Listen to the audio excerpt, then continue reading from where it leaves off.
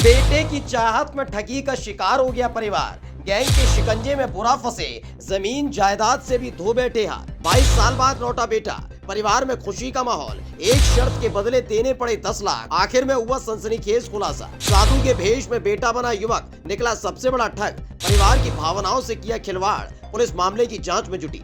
भीड़ के बीचों बीच बैठा साधु के भेष में युवक, जिसे देखने के लिए लोगों की भीड़ उमड़ पड़ी है।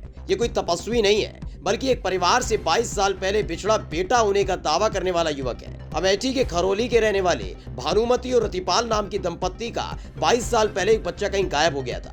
22 साल से इस परिवार को अपने उस बच्चे की तलाश थी। एक दिन उनके गांव में एक साधु आया, जिसने अपना नाम अरुण बताया। यही नहीं, उसने दावा किया कि वो भानुमति और रतिपाल का 22 साल पहले खोया हुआ बेटा है, जिसे देखने के लिए लोगों की भीड़ उमड़ पड़ी।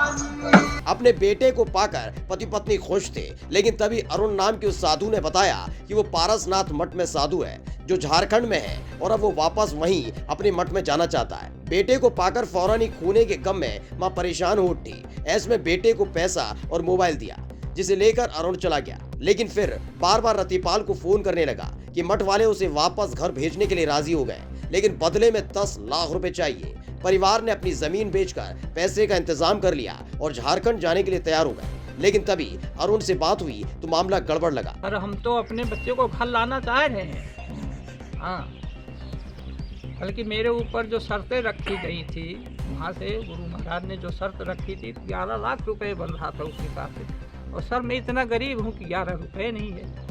किस चीज का 11 लाख? वो कहते हैं कि मतलब जितने जैसे 16,000 साधु थे इनके, तो इन्होंने 3,000 साधुओं में ये जैसे लंगोटी हुई, कुर्ता हुआ, धोती हुई, ये पाए हुए थे, कमंडल और दक्षिणा। तो ये 3,000 इनके यहाँ वहाँ गए हैं, क्या कहते हैं, गोरखपुर। तो वहाँ इनका रजिस्टर चेक हुआ तो ये हुआ कि आपने 3,000 साधुओं में ये लिया है। तो उसका खर्चा शुरू में 360 रुपए पर साधु बताया गया था मुझे। जिसके बाद परिवार ने पुलिस में मामला दर्ज कराया तो पता चला कि झारखंड में पारसनाथ नाम का कोई मठ नहीं है। इसके बाद ऐसा खुलासा हुआ कि परिवार के ही होश उड़ गए। जांच में पता चला कि जिसे परिवार अपना बेटा समझ रहा था, वो उनका बेटा नहीं है, और उसका नाम भी अरुण नहीं, नफीस है, जिसने ठगने के लिए प्लान बनाया था। 10/2/2024 को थाना जायस अंतर्गत ग्राम खरौली निवासी श्री रतपाल सिंह द्वारा बताया गया कि कुछ दिन पूर्व साधु वेश में एक व्यक्ति आया, जिसे हम लोगों ने अपना खोया हुआ बेटा समझकर कुछ अनाज तथा उनके द्वारा पुनः फ़ोन कर कुछ पैसे मांग कर ठगी की जा रही। उक्त के संबंध में उनके द्वारा एक प्रार्थना पत्र दिया गया है, जिस पर मुकदमा पंजीकृत कर विधिक कार्रवाई की जा रही है।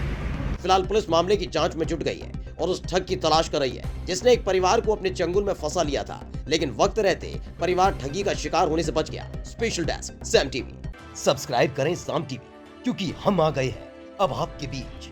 दिखाएंगे सत्ता के वादों और अपराधियों के एक एक कारनामे की हकीकत। और हाँ, अगर आपके पास भी हो कोई ऐसी खबर तो कमेंट करके हमें बताएं, क्योंकि बिना डर और दबाव के हम दिखाते हैं हर एक खबर डंके की चोट पर।